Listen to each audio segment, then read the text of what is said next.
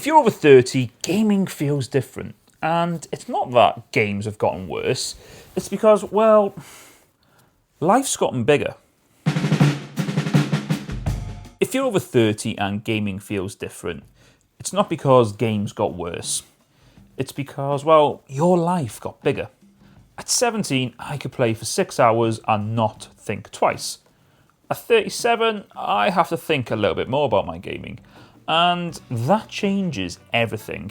But when did it shift? So 17, there I was, TV in the bedroom, broadband had just come in. No more worrying about someone picking up the phone and kicking me off the internet.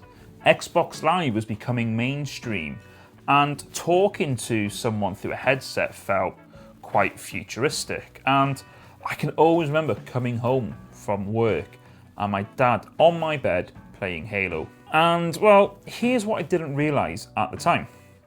I played the same games for months. A multiplayer, one big story, and maybe a sports game. That was it. There was no battle pass, there was no seasonal roadmap, there was no daily challenges reminding me to log in. Back then, gaming didn't compete for my attention. It just waited for it. Now, I own more games than I ever did at 17, but I have less time to play them. Work, family, responsibilities, and energy that's practically gone by 9:30. Modern gaming, it hasn't gotten worse. It's bigger, it's more connected, it's constant. Games just don't release anymore. They evolve, they expand, they become platforms, and, well, if you don't log in, you're behind. At 17, missing out didn't matter. At 37, missing out is sometimes survival. I used to think that gaming changed because of technology, better graphics, bigger worlds, live service, everything. But that's not the real shift. The real shift comes where gaming fits into your life. At 17, gaming was the centre. Get home from work or college, and then I'd hop online, play a game, and then I'd probably play on that until bedtime. At 37, gaming has to fit around everything else. When you're 17, you play until you're tired. When you're 37, you're tired before you play. If that sounds familiar, that's what this channel is about. Calm, honest, console gaming that can fit into 15 to 45 minute sessions. If this is your life too, consider subscribing. There's more of this sort of content coming soon. Here's what I think is really happening. We're trying to play modern games like we're still 17. Endless, always connected, fully immersed. But we don't live endless lives anymore. What most adults actually want isn't bigger. It's contained. A session that starts quickly, stops instantly, and it doesn't punish you for stepping away. At 17, gaming is an escape. At 37, gaming is recovery. And, well, that's why something interesting happens to you. And that's why something interesting happens when you change how you play. A handheld, a contained device, something that lives on the sofa instead of dominating the living room. And not because it's powerful, but it respects your time. It doesn't demand it. Look, I don't miss being 17, but I do miss how simple gaming felt. The difference now, it isn't graphics. It's that life is fuller, and maybe that isn't a downgrade. At 17, gaming was the centre of my world. At 37, well, it's something I protect. In the next video, I want to talk about why the Steam Deck actually makes sense for those of us who are over 30. In the next video, I want to talk about how the Steam Deck actually makes more sense for those of us who are over 30. And that's not because it's a gadget, but as a lifestyle shift. If you're over 30, the Steam Deck is probably going to make more sense to you than maybe it would towards a teenager. And it's not because it's powerful, it's not because it's going to replace your console, it's because it respects your time. And once you realise that, you stop thinking about it as a gadget and start thinking about it as more of a lifestyle shift.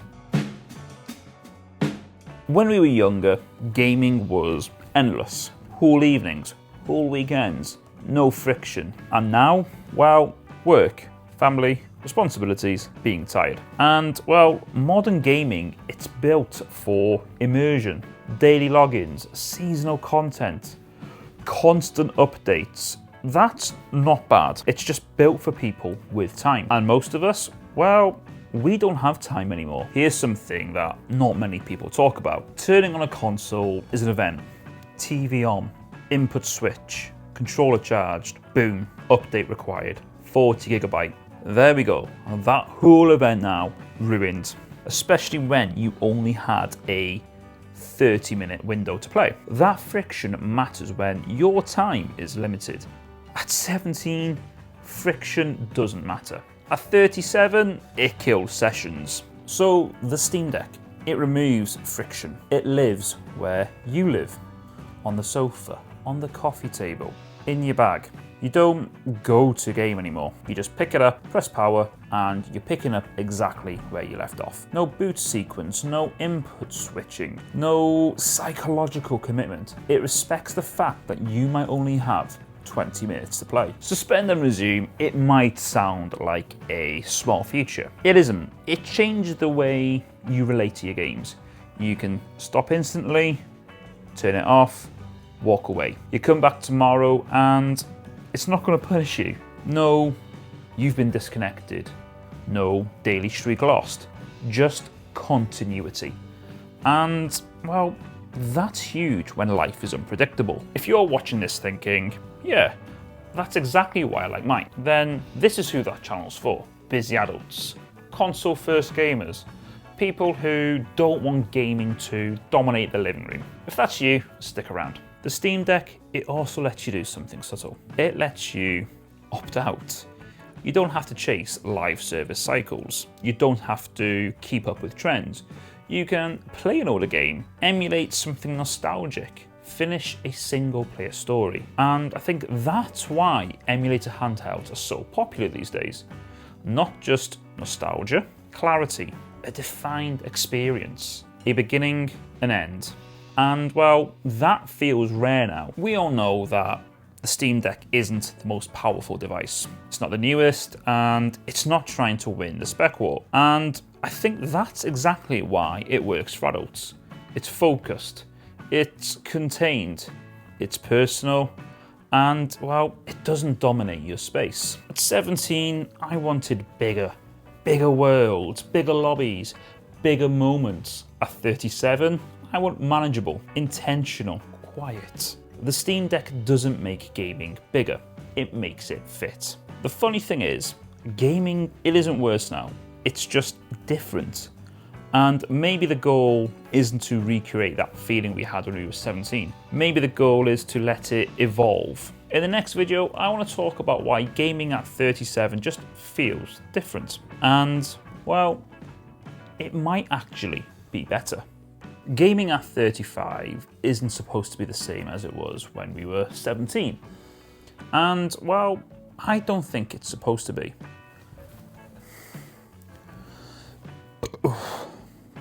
Gaming at 35, it doesn't seem... Gaming at 35 isn't the same as gaming at 17. And, well, I don't think it's supposed to be. We spend a lot of time trying to recreate how it felt. The long nights, the endless sessions, the obsession. But maybe the goal isn't to go backwards. Maybe it's to let gaming grow with us. When I was younger, gaming, well, it was an escape. It filled time. It created identity. And, well, for me, it was the centre of everything. Now, well, gaming, it fits in between things. After work, before bed, during a quiet half an hour. And for a while, that felt like a downgrade. Like something had been lost. It's easy to say that games were better back then, but were they? Or did we just have more time, more energy, less responsibility, fewer competing priorities? Of course it felt bigger. We were smaller. Here's what's better now. I don't need gaming to define me. I don't need to be the best. I don't need to keep up. I don't need to finish everything. I can play one game slowly, revisit something old, and, well, I can stop when I want. And, well, that freedom, it's underrated. Gaming at 37, it isn't about immersion. It's about intention, a short session, a contained experience, and, well, a quiet moment on the sofa. Picking up a handheld, playing for 25 minutes, suspending it, going to bed. No guilt, no pressure, no chasing the meta, just enjoyment. Picking up a handheld, playing for 20 minutes, pressing suspend, going to bed, and just leaving it. If you're watching this and thinking, yeah, that's exactly it, then, well, this is what the channel's all about. Gaming that fits into real life. Not bigger, not louder, just intentional. And if that's your stage of your life too, then you're in the right place. At 17, I played until 2 a.m. At 17, I played until it was like 2 a.m. At 37, I need to protect my sleep. At 17, I chased every new release. At 37, I'm happy reading about something familiar. At 17, gaming was the center. 37, it's something I protect. And that feels healthier, more balanced, more sustainable. Maybe gaming didn't lose something. Maybe we've gained something. Perspective, boundaries, the ability to enjoy without obsessing over it. I don't need endless anymore. I need meaningful. Gaming at 37, it isn't the same. It's quieter. It's shorter. It's less intense, but it's also calmer, more intentional, and more aligned to who I am now. At 17, gaming felt endless. At 37, it feels balanced. Gaming felt endless. At 37, it feels balanced.